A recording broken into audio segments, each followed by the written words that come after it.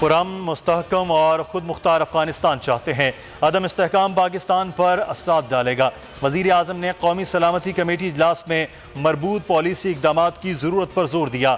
Cell بنانے کی ہدایت۔ کمیٹی کے انسانی صورتحال پر تشویش کا اجلاس میں سروسز چیفز، انٹیلیجنس اداروں کے سربراہ اور وفاقی وزراء شریک ہوئے۔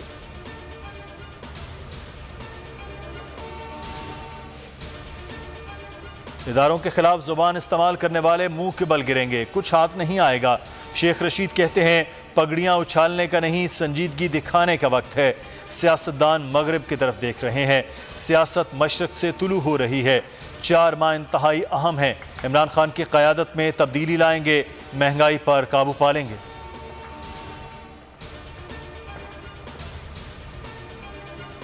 آرڈیننس کے ذریعے بڑی قانونی ترامیم پارلیمنٹ پر عدم اعتماد ہے۔ یہ پارلیمنٹ نہیں، عدلیہ پر بھی حملہ ہے۔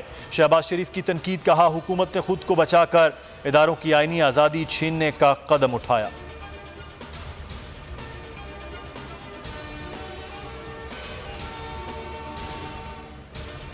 رمیز راجہ کے رابطے کام کر گئے، پاکستان سازشوں کے خلاف میچ جیت گیا۔ نیوزی لینڈ کرکٹ ٹیم پاک سرزمین پر کھیلنے کو تیار ہو گئی۔ کیوی بورڈ چیف کی پی سی بی سے رابطے، دورہ ری شیڈیول کیے جانے کی تصدیق کر دی۔ ملتوی دورہ 2023 سے پہلے ہو سکتا ہے، حتمی اعلان آئندہ ہفتے میں ہونے کا امکان۔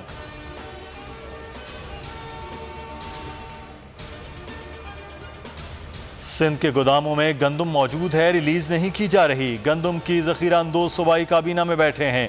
وزیر مملکت فرخ حبیب کی مراد علی شاہ سرکار پر چڑھائی، کہا مہنگے آٹے کے ذمہ دار بلاول بھٹو اور مراد علی شاہ ہیں۔ عوام کو مہنگائی اور آٹا مافیا کے رحم و کرم پر چھوڑا ہوا ہے۔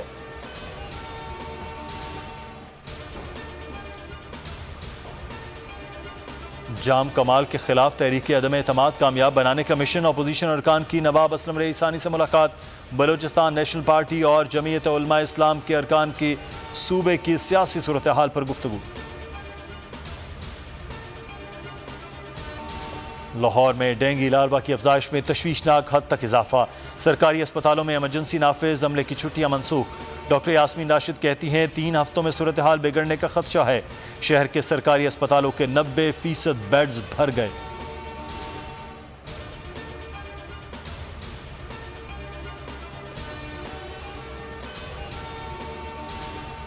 امن کے نوبیل انعام کا اعلان، فلپینی صحافی ماریا ریسا اور روسی صحافی دمتری مراتوف حقدار قرار پائے۔ دونوں کو آزادی اظہار کے تحفظ کی کوششوں پر عالمی انعام دیا گیا۔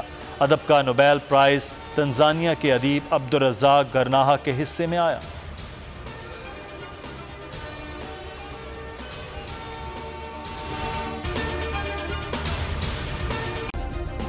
سبسکرائب کریں اور بیل دبائیں تاکہ کوئی خبر رہ نہ جائے۔